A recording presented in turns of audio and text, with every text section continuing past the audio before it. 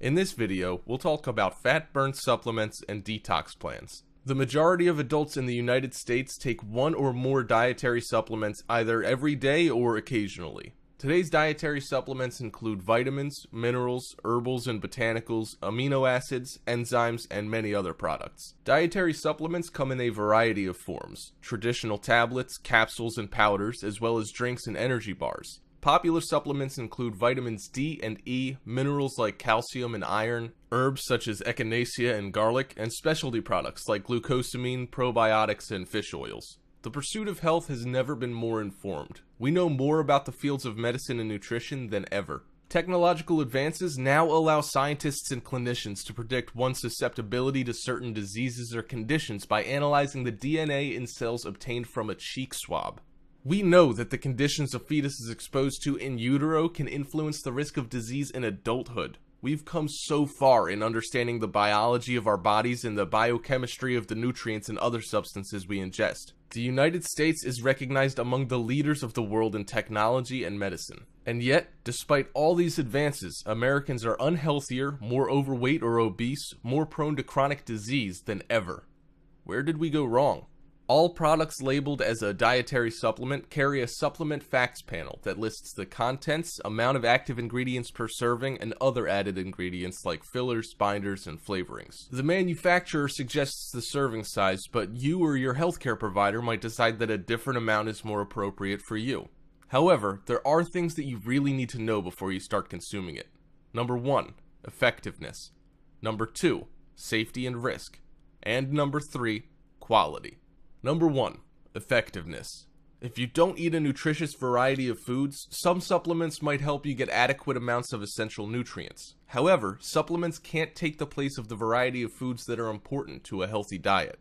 Scientific evidence shows that some dietary supplements are beneficial for overall health and for managing some health conditions. For example, calcium and vitamin D are important for keeping bones strong and reducing bone loss. Folic acid decreases the risk of certain birth defects, and omega-3 fatty acids from fish oils might help some people with heart disease. Other supplements need more study to determine their value. The U.S. Food and Drug Administration, or FDA, does not determine whether dietary supplements are effective before they are marketed. Number 2, safety and risk. Many supplements contain active ingredients that can have strong effects in the body. Always be alert to the possibility of unexpected side effects, especially when taking a new product. Supplements are most likely to cause side effects or harm when people take them instead of prescribed medicines or when people take many supplements in combination. Some supplements can increase the risk of bleeding, or if a person takes them before or after surgery, they can affect the person's response to anesthesia. Dietary supplements can also interact with certain prescription drugs in ways that might cause problems. Here are some examples for your reference. Vitamin K can reduce the ability of the blood thinner Coumadin to prevent blood from clotting. St. John's wort can speed the breakdown of many drugs, including antidepressants and birth control pills, and thereby reduce these drugs' effectiveness. Antioxidant supplements like vitamins C and E might reduce the effectiveness of some types of cancer chemotherapy. Keep in mind that some ingredients found in dietary supplements are added to a growing number of foods, including breakfast cereals and beverages. As a result, you may be getting more of these ingredients than you think, and more might not be better. Taking more than you need is always more expensive and can also raise your risk of experiencing side effects. For example, getting too much vitamin A can cause headaches and liver damage, reduce bone strength, and cause birth defects. Excess iron causes nausea and vomiting and may damage the liver and other organs. Be cautious about taking dietary supplements if you're pregnant or nursing. Also, be careful about giving them beyond a basic multivitamin or mineral product to a child. Most dietary supplements have not been well tested for safety in pregnant women, nursing mothers, or children. Number 3, quality. Dietary supplements are complex products. The FDA has established quality standards for dietary supplements to help ensure their identity, purity, strength, and composition. These standards are designed to prevent the inclusion of the wrong ingredient, the addition of too much or too little of an ingredient, the possibility of contamination, and the improper packaging and labeling of a product. The FDA periodically inspects facilities that manufacture dietary supplements. In addition, several independent organizations offer quality testing and allow products that pass these tests to display their seals of approval. These seals of approval provide assurance that the product was properly manufactured, contains the ingredients listed on the label, and does not contain harmful levels of contaminants. These seals of approval do not guarantee that a product is safe or effective. Organizations that offer this quality testing include US Pharmacopoeia, ConsumerLab.com, and NSF International. For much of the 20th century, nutrition research focused largely on the health risks and benefits of single nutrients. The findings translated into public health messages telling us to reduce fat, limit cholesterol, increase fiber, get more calcium, take vitamins E, C, and D, and so on. But as scientists learn more, they're finding that the health effects of food likely derive from the synergistic interactions of nutrients and other compounds within and among the foods we eat. This has led to a shift from nutrient-based recommendations toward guidelines based on foods and eating patterns. There's no single healthy diet. Many eating patterns sustain good health. What they have in common is lots of fruits, vegetables, and whole grains, along with healthy sources of protein and fats. Consistently eating foods like these will help lower your risk for conditions such as heart disease, stroke, diabetes, and certain forms of cancer. If you'd like to make this largely plant-based approach to eating one of your good health goals, well, here's how to get started. First, build a better plate. The healthy eating plate is made up of 1/2 vegetables and fruits, 1/4 whole grains, and 1/4 healthy protein. Whole and healthy are important words here. Refined grains, think white breads, pastas, and rice, have less fiber and fewer nutrients than whole grains such as whole wheat bread and brown rice. Healthy proteins include fish, poultry, beans, and nuts, but not red meats or processed meats. Many studies have shown that red meats, and especially processed meats, are linked with colorectal cancer and that you can lower your risk for heart disease by replacing either type of meat with healthier protein sources. So eat red meat sparingly, selecting the leanest cuts, and avoid processed meats altogether. Secondly, pile on the vegetables and fruits.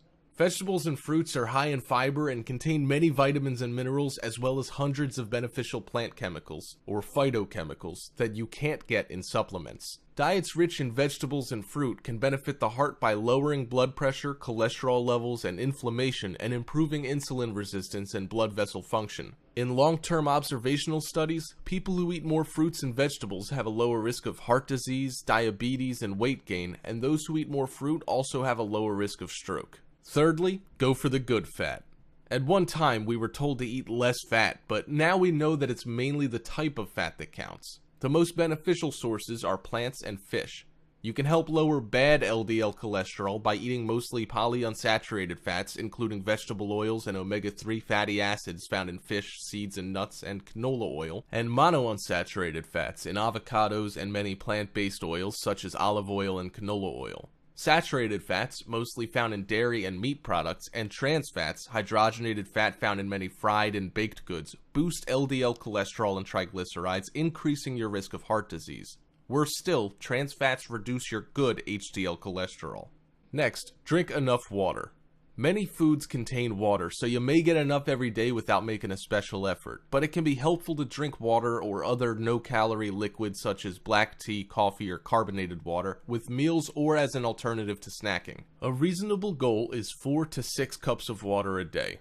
Finally, eat breakfast. It's easy to skip breakfast when you're in a rush, aren't hungry, or want to cut calories, but a healthy morning meal makes for smaller rises in blood sugar and insulin throughout the day, which can lower your risk of overeating and impulse snacking. Eating breakfast every day is one characteristic common to participants in the National Weight Control Registry who have lost at least 30 pounds and kept the weight off longer than a year. So, should you take supplements? In the 1980s, many nutritionists and some physicians began to recommend and take vitamin supplements. However, as described in Cast of Characters Vitamin A to Zinc, the evidence for the health benefits of most supplements is not strong. Notable exceptions are fish oil for cardiovascular disease and vitamin D for bone health.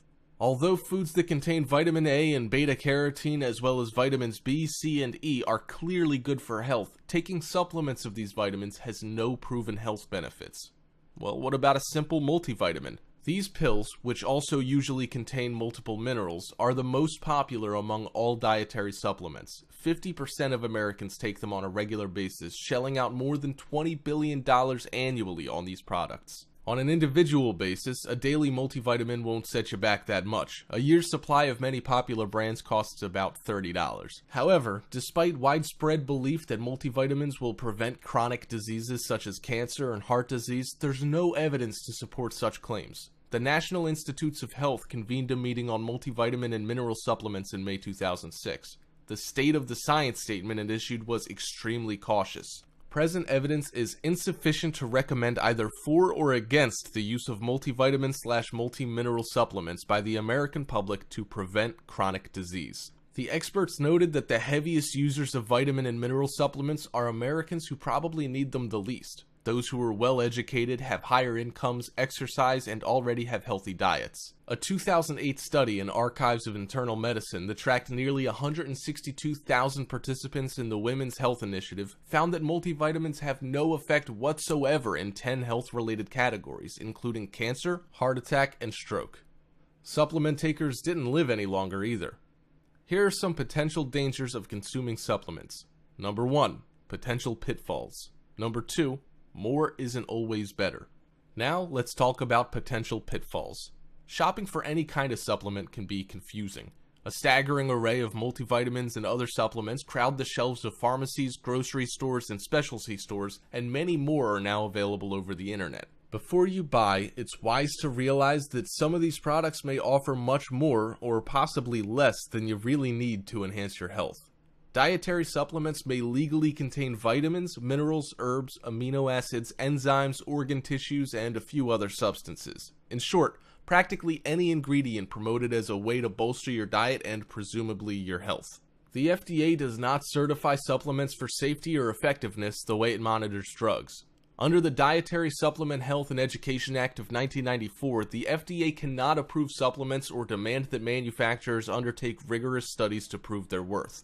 The FDA doesn't set potency or dosage standards either. Manufacturers are left to police themselves, and before a worrisome supplement can be pulled off the market, the FDA has to prove that it creates a significant health risk. This can be a problem, as is made clear by a January 2009 Consumer Lab report. The consumer watchdog organization tested the quality and contents of 29 of the leading multivitamin and multimineral products for adults and children sold in the United States and Canada. 8 products did not meet the claims stated on their labels or had other quality issues, while another 12 provided levels that may be too high for healthy people. For example, one men's multivitamin supplement contained just over 2,000 micrograms of folic acid, which is twice the safe upper limit for that vitamin. While supplement manufacturers can't legally claim to prevent, treat, or cure specific diseases, they can come pretty close. They're allowed to make structure-function claims that sound impressive to most consumers. A product may build strong teeth, or improve memory, or boost the immune system. Manufacturers can make these assertions without supplying a stitch of proof to any agency. Your cue for healthy skepticism should be the words printed alongside, "This statement has not been evaluated by the Food and Drug Administration." Certain health claims backed by substantial scientific agreement and not limited to particular brands can appear on supplement bottles. For example, supplement manufacturers can advertise that calcium helps protect against osteoporosis and folic acid may prevent neural tube defects in fetuses because these statements are borne out by science and have been carefully evaluated. Also, more isn't always better. Many people who take supplements subscribe to the idea that more is better without carefully considering the arguments for or against their choices. They may take a handful of other supplements along with their multivitamin. At best, they may be wasting their money. At worst, they may be endangering their health. Take vitamins C and A, for example. Once your blood level of vitamin C reaches the saturation point, which occurs if you take about 200 milligrams per day, your body usually excretes the excess. That's why vitamin C toxicity rarely occurs. However, people who consistently take too much vitamin A won't be as fortunate. Because fat-soluble vitamins remain in the body, they can more easily build to toxic levels. A pregnant woman who takes too much vitamin A risks birth defects to her fetus. Excess vitamin A also compromises bone health and blood clotting, and it can overstimulate your immune system. Many consumers are spurred to take excessive doses by over-enthusiastic news stories on the potential benefits of certain vitamins and minerals. Remember, though, that the good news from the latest study may eventually prove true, or it may be refuted by other studies. Often, promising test tube and animal studies don't pan out in people, and certain types of human studies offer more definitive information than others. Sometimes, exciting results from initial observational studies aren't confirmed by randomized controlled trials, which are considered the gold standard of research. And even these studies often have their limitations. It's generally safest to wait for evidence to accumulate before jumping on the supplement bandwagon. Consider the potential risks, possible benefits, and costs. What about specialized supplements aimed at women, men, and seniors? While some of these supplements may be helpful in certain cases, others are merely marketing gimmicks designed to enhance profits rather than your health. Products vary wildly. Read the labels to make sure you get what you need while staying within safe limits. If you're a woman, which vitamins and minerals are most helpful for you? Well, that depends partly on your age and on childbearing concerns. Folic acid supplements are necessary if there's a chance that you could become pregnant, and iron is important for you if you're still menstruating. It's essential that you get enough folic acid to prevent birth defects called neural tube defects, which develop in the earliest days and weeks of pregnancy. Because not every pregnancy is planned, most experts suggest that all women capable of becoming pregnant take a daily multivitamin that has at least 400 micrograms of folic acid. Your doctor may suggest taking more than that amount if you plan to get pregnant and have previously had a child with a neural tube defect. To replace iron lost during monthly periods, you need a multivitamin or women's supplement with iron. Iron deficiency saps your energy, eventually leaving you weak and tired. In the United States, 1 in 10 women and girls who menstruate are deficient in iron. The recommended daily amount of iron for adult women ages 19 to 50 is 18 milligrams. If you're pregnant, you need larger amounts of certain vitamins and minerals, particularly iron and folic acid. Prenatal vitamins, which can be purchased by prescription or over the counter, meet these needs. It is important not to take other supplements unless specifically advised by a qualified healthcare professional. The earliest weeks of pregnancy are crucial in the fetus's development, so the sooner in pregnancy you start taking a prenatal vitamin, the better. If you plan to get pregnant or learn that you are, talk with your doctor right away to find out which prenatal supplement would be best for you to take. During pregnancy, your iron requirements increase to 27 milligrams and your folic acid requirement to 600 micrograms. The calcium RDA remains at 1,000 milligrams for women ages 19 and over, although some clinicians suggest adding calcium during pregnancy for extra insurance. As for women who reached menopause, unless your doctor advises otherwise, you can switch to a supplement that reduces or eliminates iron. Diet alone should supply enough iron and prevent a possible iron overload. Iron overload can damage the liver and other body tissues, making diabetes, heart disease, arthritis, and liver cancer more likely. Supplements designed for older women typically have little or no iron and more calcium and vitamin D. After menopause or a hysterectomy, you need only 8 milligrams of iron daily. Many experts shy away from any iron supplementation for men. That's because men, like women who no longer menstruate, aren't typically losing much iron. For that reason, supplements aimed specifically at men generally reduce iron or drop it from the formula. This can help prevent iron overload, which can stem from taking more iron than necessary through supplements. Iron overload may also occur because of a common genetic defect that occurs more often in men than women. Iron overload can damage the liver and other body tissues, raising the risk for diabetes, heart disease, arthritis, and liver cancer. Men's multivitamin and mineral formulations typically add or increase selenium and lycopene too, which may protect against prostate cancer and other types of cancer. Some drop calcium entirely. Formulas with low or no calcium are fine for men as long as they get adequate amounts of calcium in their diets to prevent osteoporosis. Exercise, coupled with vitamin D and vitamin K, is more important for bone health in men. Products aimed at older people tend to boost the amount of certain B vitamins, partly because many elderly men and women have trouble absorbing vitamin B12.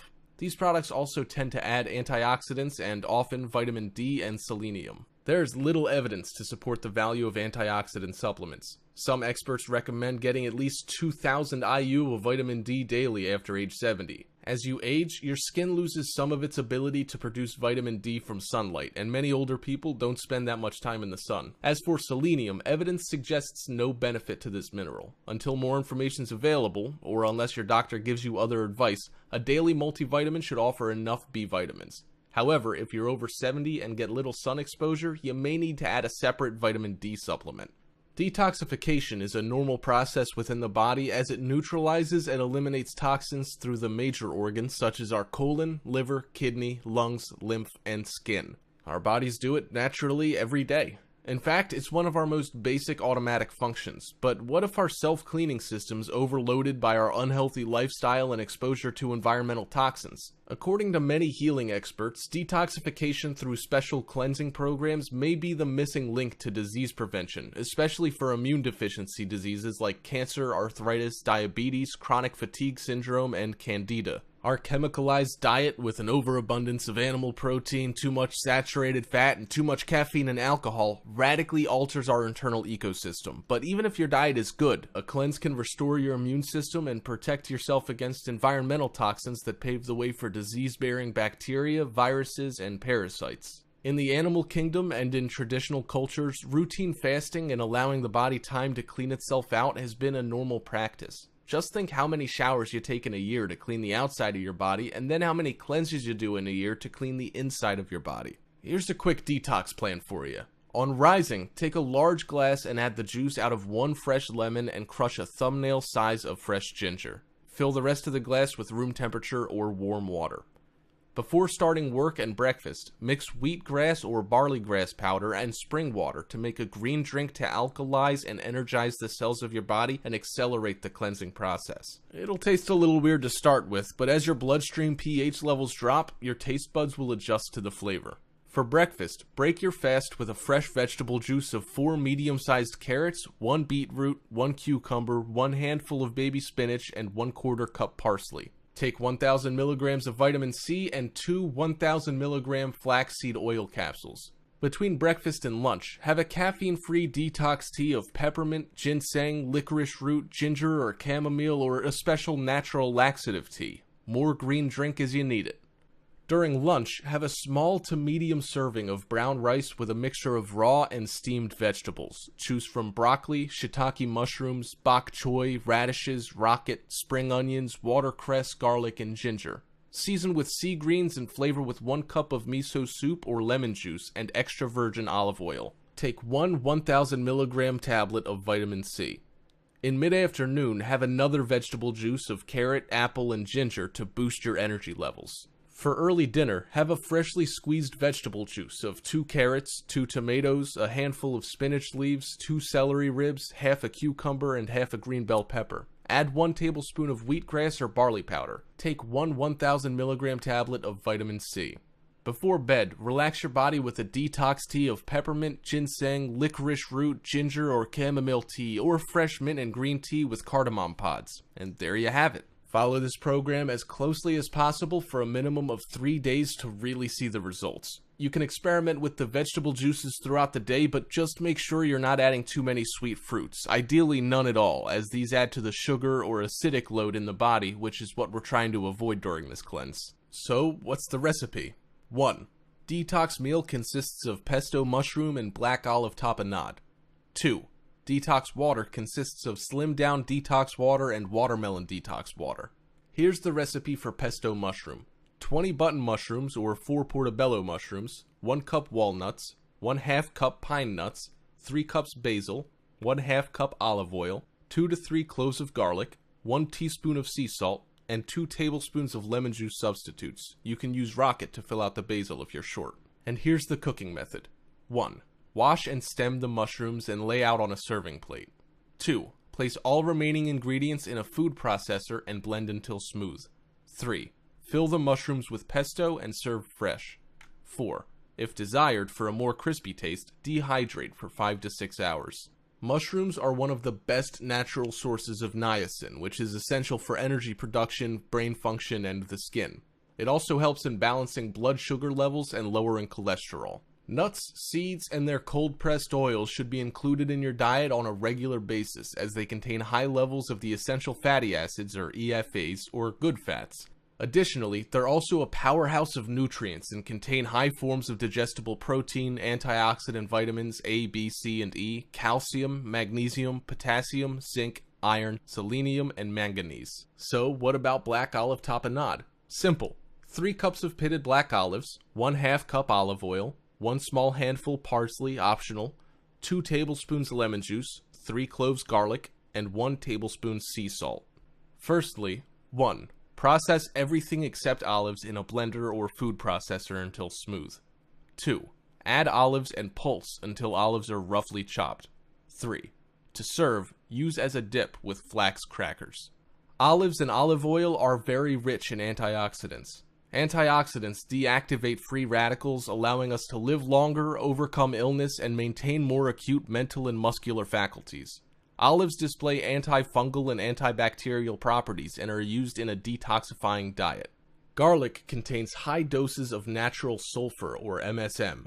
MSM provides elasticity, movement, healing, and repair within the tissues. It greatly enhances the structural integrity of connective tissue and joint cartilage and has been shown to reverse arthritic conditions including pain and inflammation. MSM is renowned as a beautifying nutrient, the best natural food cosmetic in the world. MSM, through its ability to continuously build and rebuild perfect collagen and keratin, is able to make our hair, nails, and skin shine with radiance. You can buy MSM on its own, which we recommend as a supplement to a healthy diet. The powder tastes awful, so we'd suggest the capsules.